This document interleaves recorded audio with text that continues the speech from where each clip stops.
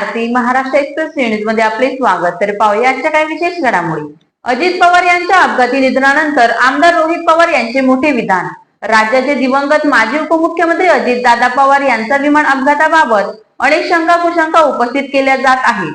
त्या अनुषंगाने आमदार रोहित पवार यांनी माध्यमांशी संवाद साधत म्हटले की आमदारांना बोलून त्यांना सांगतात की बाहेर जाऊन पक्षाच्या विलीनीकरणाबाबत बोलू नका, हा विषय आता संपलेला आहे।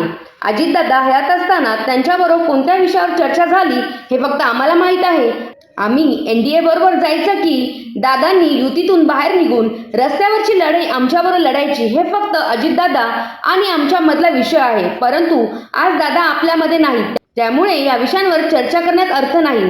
त्यामुळे दादा गेल्यानंतर हा विषय पूर्णपणे संपलेला आहे। पक्षामध्ये काही नेत्यांचे महत्त्व राहावं म्हणून ते नेते पवार साहेबांना, सुप्रियाताईंना आम्हाला विरोध करत आहे।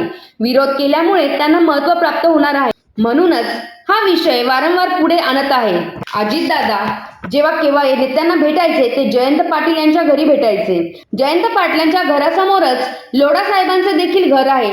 त्यांच्या घराबाहेरील सीसीटीव्हीच्या माध्यमातून पाहिलं तर गेल्या 1.5-2 वर्षात त्यांनी किती वेळा भेटले, 13 वेळा की 14 वेळा भेटले, कशाकरिता भेटले हे मी सांगेल। परंतु आता विषय एवढाच आहे की आमदारांना बोलून त्यांना सांगायचे की बाहेर गेल्यानंतर विलीनीकरणाबाबत बोलू नका।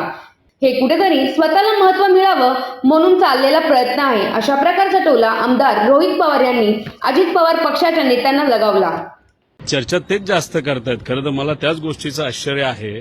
आमदारांना बोलवतात, पुढे एका लाईनीत बसवतात आणि सांगतात की बाहेर जाऊन तुम्ही विलिनीकरणाबद्दल बोलू नका। अरे विषय संपलेला आहे। अजितदादा असताना अजितदादांबरोबर आमची चर्चा काय झाली हे त्या ठिकाणी आम्हाला माहिती आहे। अजितदादांशी बोलत असताना दादांबरोबर आम्ही एनडीए बरोबर जायचं का दादा बाहेर येऊन रस्त्यावरची लढाई आमच्याबरोबर लढणार हे दादांमध्ये आमच्यामध्ये त्या ठिकाणी हा विषय झालेला आहे। आज दादा नाही आहेत, त्यामुळे याच विषयावर चर्चा करणं गौण आहे आणि त्यामुळेच मी सांगतो की आमच्यासाठी या विषयाला पूर्णविराम लागलेला आहे दादा गेल्यानंतर लगेचच्या लगेच।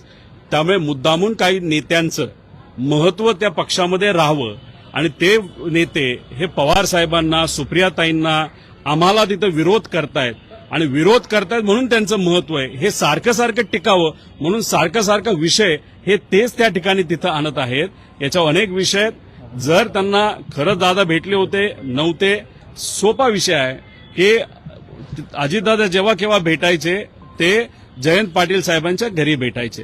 जयंत पाटील साहेबांच्या घरासमोर लोढा साहेबांचं घर आहे, तिथं सीसीटीव्ही कॅमेरा असतील। गेल्या 1.5 वर्षाचे सीसीटीव्ही कॅमेरा फुटेज तुम्ही तिथं आणा, बघा, तुम्हाला कळेल दादा किती 13 वेळा भेटले का 14 वेळा भेटले, ते काय भेटले कसं भेटले याच्यावर मी नीट सांगेल।